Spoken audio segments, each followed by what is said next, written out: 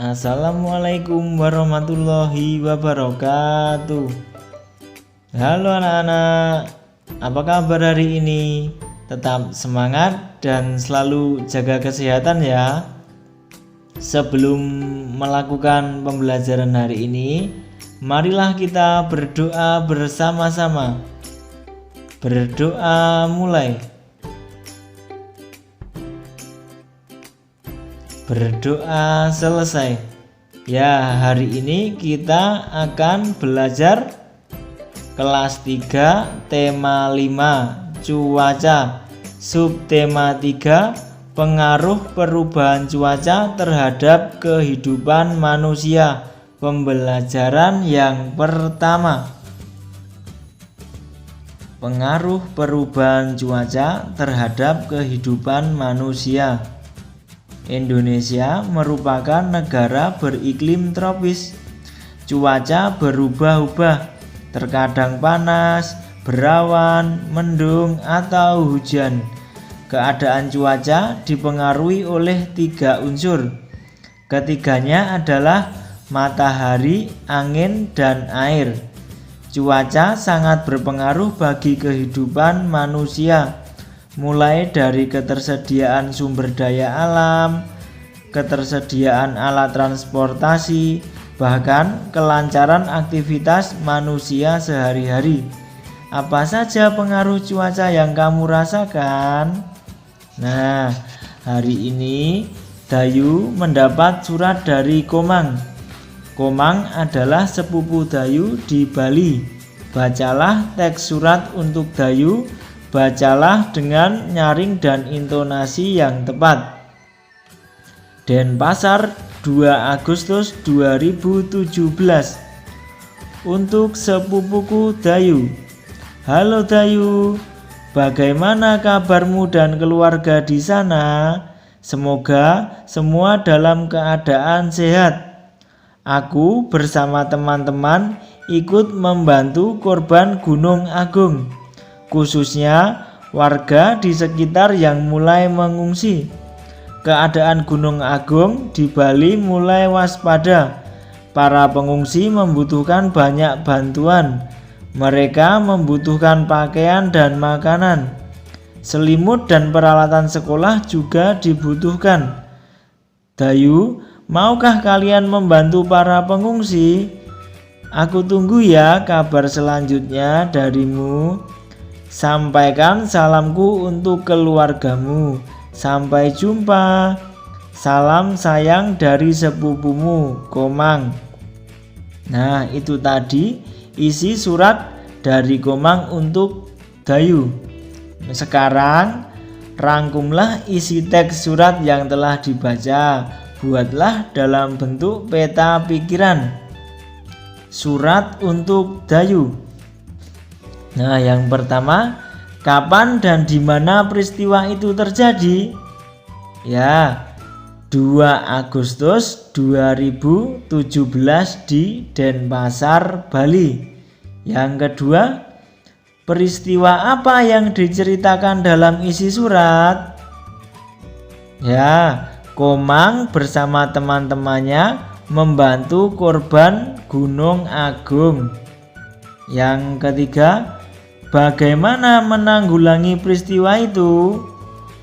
Ya, warga di sekitar Gunung Agung mulai mengungsi. Yang keempat, mengapa peristiwa itu terjadi? Mengapa? Karena keadaan Gunung Agung di Bali mulai waspada.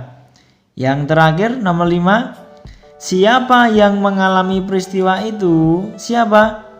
Warga di sekitar Gunung Agung. Kemudian tuliskan hasil rangkuman peta pikiranmu di bawah ini. Nah, ini sebagai contoh saja. Pada tanggal 2 Agustus 2017, Komang dan teman-temannya membantu korban Gunung Agung. Warga sekitar Gunung Agung mengungsi. Warga mengungsi karena Gunung Agung mulai status waspada. Komang mengajak Dayu untuk mengumpulkan pakaian dan makanan. Lalu diskusikan bersama temanmu bagaimana membantu teman-teman yang terkena bencana alam. Tuliskan hasil diskusimu di bawah ini.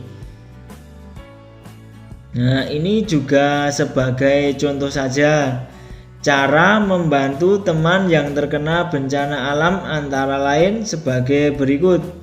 Misalnya, menyumbangkan makanan atau pakaian yang layak, memberi motivasi agar teman-teman tidak putus asa, ikut menghibur korban bencana alam, dan mengumpulkan sumbangan dari masyarakat sekitar.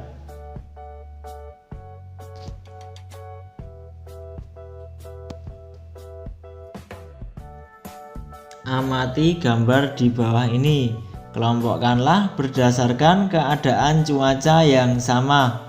Nah, itu ada beberapa gambar. Nanti kalian kelompokkan berdasarkan keadaan cuaca yang sama. Lengkapilah tabel di bawah ini dengan benda, makanan, minuman sesuai cuacanya. Nah, yang tabel pertama, kelengkapan cuaca saat panas. Apa saja tadi pada gambar tadi? Nah, yang pertama ada kipas bambu, kipas angin, topi pantai, es pisang hijau, es cendol, jus buah, es kelapa muda, topi, dan baju kaos. Selanjutnya, tabel yang kedua, kelengkapan cuaca pada saat hujan. Apa saja? Ya, bakso, sup ayam, wedang ronde, teh hangat, jas hujan, jaket, payung, dan selimut. Dayu menceritakan isi surat Komang kepada teman-temannya. Ia ingin sekali membantu pengungsi Gunung Agung. Dayu merasakan kesulitan yang dialami mereka. Dulu Dayu sering mengunjungi keluarganya di Bali. Perjalanannya terasa sangat lama. Saat di perjalanan, Dayu sering bertanya, "Apakah kita sudah sampai, Ayah?" Ayah menjawabnya dengan sabar, "Kita baru menempuh setengah perjalanan, sayang. Berarti setengah perjalanan lagi kita akan tiba." Dayu berpikir, setengah perjalanan ditambah setengah perjalanan sama dengan tiba di tujuan. Nah, sekarang bantulah Dayu mengerjakan penjumlahan pecahan berpenyebut sama di bawah ini. Yang nomor 1, tulislah pernyataan matematika seperti contoh berikut ini. Ibu membawa satu loyang kecil kue bolu. Kue bolu dipotong menjadi 4 bagian. Di dalam bus, Dayu makan 1 potong kue. Ayah pun makan 1 potong kue. Berapa bagian kue yang telah dimakan Dayu dan Ayah? Nah, kalau ditulis dalam bentuk pecahan yaitu 1/4 ditambah 1/4 sama dengan 2/4.